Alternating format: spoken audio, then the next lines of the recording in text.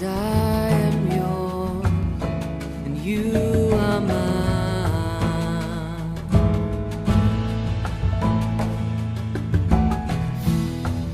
'Cause I am yours, you are mine. You are mine.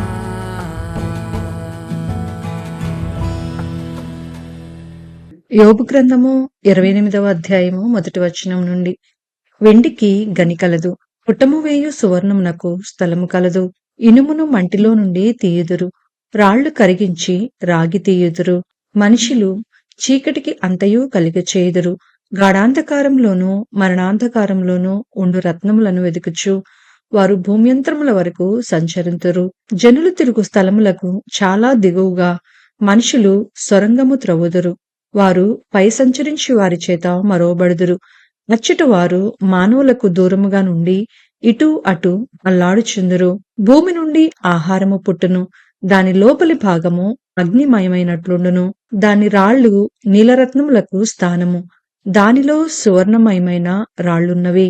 ఆ త్రోవ ఏ క్రూర పక్షికైనను తెలియదు, డేగ కన్నులు దాన్ని చూడలేదు. గర్వము గల క్రూర జంతువులు దాన్ని త్రొక్కలేదు, సింహము ఆ మార్గమున నడవలేదు.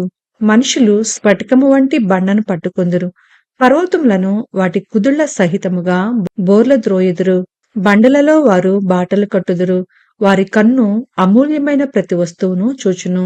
నీళ్లు ఓడిగిలిపోకుండా వారు జలధారలకు గడ్డు కట్టుదురు, మరుగయున్న వస్తువును వారు వెలుగులోనికి తెప్పించుదురు. అయితే జ్ఞానము ఎక్కడ దొరుకును, వివేచన దొరుకు స్థలము ఎక్కడనున్నది? నరులు దాని విలువను ఎరుగరు, ప్రాణులున్న దేశంలో అది దొరకదు. అగాధము అది నాలో లేదనును, సముద్రము నా యొద్ద లేదనును. సువర్ణము దానికి సాటి అయినది కాదు, దాని విలువ కొరకై వెండి తూచిరాదు. అది ఓఫీరు బంగారమునకైనను విలువగల గోమేధికమునకైనను నీలమునకైనను కొనబడినది కాదు. సువర్ణమైనను స్ఫటికమైనను దానితో సాటి కావు. ప్రశస్తమైన బంగారు నగలకు ప్రతిగా అది ఇయ్యబడదు. పగడముల పేరు ముత్యముల పేరు దాని ఎదుట ఎత్తనే కూడదు.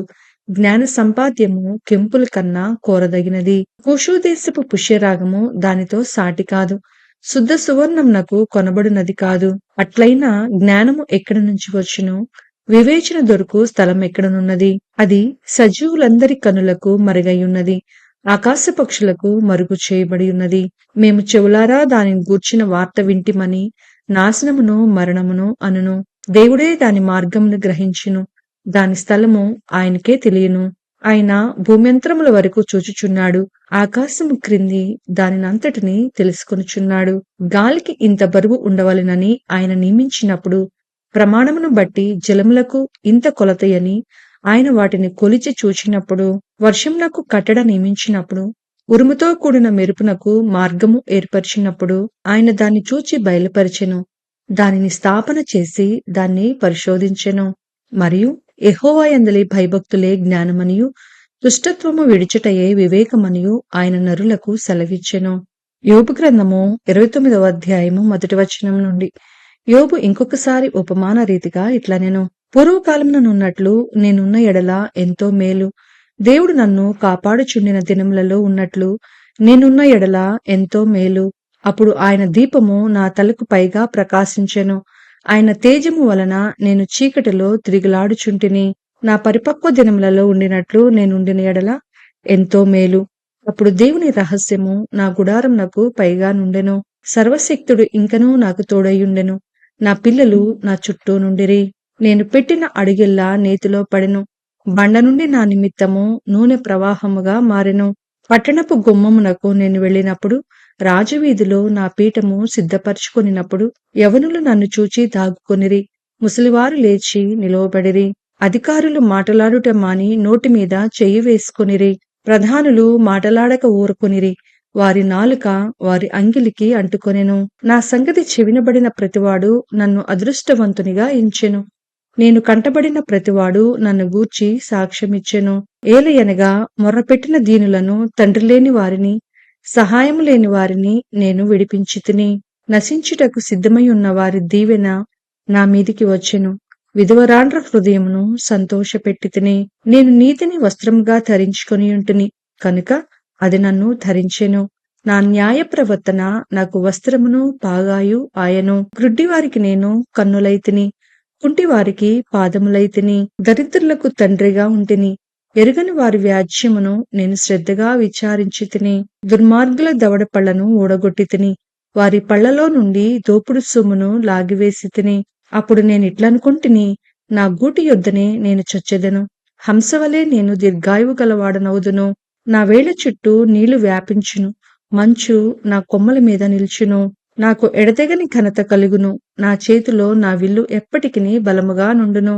మనుషులు నాకు చెవియొగ్గి నా కొరకు కాచుకొనిరి, నా ఆలోచన వినవలెనని మౌనముగా ఉండిరి. నేను మాటలాడిన తరువాత వారు మారుమాట పలుకకుండిరి. గుత్తులు గుత్తులుగా నా మాటలు వారి మీద పడెను. వర్షము కొరకు కనిపెట్టునట్లు వారు నా కొరకు కనిపెట్టుకొనిరి. కడవరి వాన కొరకైనట్లు వారు వెడల్పుగా నోరు తెరుచుకొనిరి. వారు ఆశారహితులైయుండగా వారిని దయగా చూచి చిరునవ్వు నవ్వితిని. నా ముఖ ప్రకాశము లేకుండా వారేమియూ చేయరైరి. నేను వారికి పెద్దనై కూర్చుండి వారికి మార్గములను ఏర్పరిచితిని. సేనలో రాజు వలెను దుఃఖించు వారిని ఓదార్చు వారి వలెను నేనుంటిని. యోబు గ్రంథము 30వ అధ్యాయము మొదటి వచనం నుండి. ఇప్పుడైతే నాకన్నా తక్కువ వయసు గలవారు నన్ను ఎగతాళి చేయుదురు. వీరి తండ్రులు నా మందలు కాయు కుక్కలతో నుండుటకు తగనివారని నేను తలంచియుంటిని. వారి చేతుల బలము నాకేమి ప్రయోజనమగును? వారి పౌరుషము పోయినది. దారిద్ర్యము చేతను క్షామము చేతను శుష్కించిన వారై ఎడారిలో చాలా దినముల నుండి పాడై నిర్మానుష్యముగా నున్న ఎడారిలో ఆహారము కొరకు వారు తిరుగులాడుదురు. వారు తుప్పలలోని తుత్తి చెట్లను పెరుకుదురు. తంగేళ్లు వేళ్లు వారికి ఆహారమై ఉన్నవి. వారు నరుల మధ్య నుండి తరిమివేయబడిన వారు. దొంగను తరుముచు కేకలు వేయినట్లు మనుషులు వారిని తరుముచు కేకలు వేయుదురు. భయంకరమైన లోయలలోను నేల సందులలోను బండల సందులలోను వారు కాపురముండవలసి వచ్చెను. తుప్పులలో వారు ఓండ్ర పెట్టుదురు. ముండ్ల చెట్ల క్రింద వారు కూడియుందురు. వారు మోటు వారికిని పేరు ప్రతిష్టలు లేని వారికిని పుట్టినవారు. వారు దేశంలో నుండి తరమబడిన వారు. అట్టివారు ఇప్పుడు నన్ను గూర్చి పదములు పాడుచు నేను వారికి సామెతకు ఆస్పదముగా నున్నాను. వారు నన్ను అసహించుకొందురు, నా యుద్ధ నుండి దూరముగా పోవుదురు. నన్ను చూచినప్పుడు ఒమ్మివేయక మానరు. ఆయన నా త్రాడు విప్పి నన్ను బాధించెను. కావున వారు నాకు లోబడక కళ్ళెము వదిలించుకొందురు. నా కుడి ప్రక్కను అల్లరి మూక లేచును. వారు నా కాళ్లను త్రొట్టిల్ల చేయుదురు. పట్టణమునకు ముట్టడి దిబ్బ వేసినట్లు తమ నాశన ప్రయత్నములను నా మీద సాగింతురు. వారు నిరాధారులైనను నా మార్గమును పాడు చేయుదురు. నా మీదికి వచ్చిన ఆపదను మరి అధికము కలుగు చేయుదురు. గొప్ప గండిగుండా జలప్రవాహము వచ్చినట్లు వారు వచ్చెదరు. ఆ వినాశనములో వారు కొట్టుకొని పోవుదురు. భీకరమైనవి నా మీద పడెను.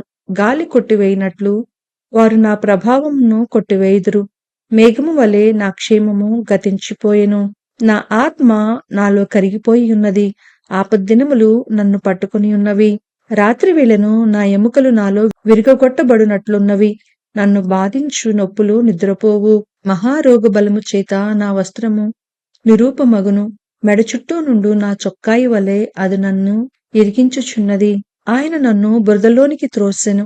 నేను ధూళియు బూడిదయు నైనట్లున్నాను. నీకు మొరపెట్టుచున్నాను, అయితే నీవు ప్రత్యుత్తరమేమియో నీయుకున్నావు. నేను నిలుచుచుండగా నీవు నన్ను తేరి చూచుచున్నావు. నీవు మారిపోయి నా ఎడల కఠినుడవైతివి. నీ బాహుబలము చేత నన్ను హింసించుచున్నావు. గాలి చేత నన్ను లేవనెత్తి దానిమీద నన్ను కొట్టుకొని పోజేయుచున్నావు. తుఫాను చేత నన్ను హరించి వేయుచున్నావు. మరణమునకు సర్వజీవులకు నియమింపబడిన సంకేత సమాజ మందిరమునకు నీవు నన్ను రప్పించదు అని నాకు తెలియను. ఒకడు పడిపోవు నడల వాడు చేయి చాపడా? ఆపదలో నున్నవాడు తప్పింపవలనని మొరపెట్టడా? బాధలో నున్న వారి నిమిత్తము నేను ఏడవలేదా? దరిద్రుల నిమిత్తము నేను దుఃఖింపలేదా? నాకు మేలు కలుగునని నేను ఆశించుకొనగా నాకు కీడు సంభవించెను. వెలుగు నిమిత్తము నేను కనిపెట్టగా చీకటి కలిగెను. నా పేగులు మానక మండుచున్నవి. అపాయ దినములు నన్నెదుర్కొనిను. సూర్యుని ప్రకాశం లేక వ్యాకుల పడుచు నేను సంచరించుచున్నాను. సమాజంలో నిలువబడి మొరపెట్టుచున్నాను. నేను నక్కలకు సోదరుడునైతిని, నిప్పుకోళ్ల జతకాడనైతిని. నా చర్మము నల్లబడి నా మీద నుండి ఊడిపోవుచున్నది. కాక వలన నా ఎముకలు కాగిపోయెను. నా స్వరమండలము దుఃఖస్వరమునిచ్చుచున్నది. నా పిల్లన గ్రోవి రోదన శబ్దము ఎత్తుచున్నది.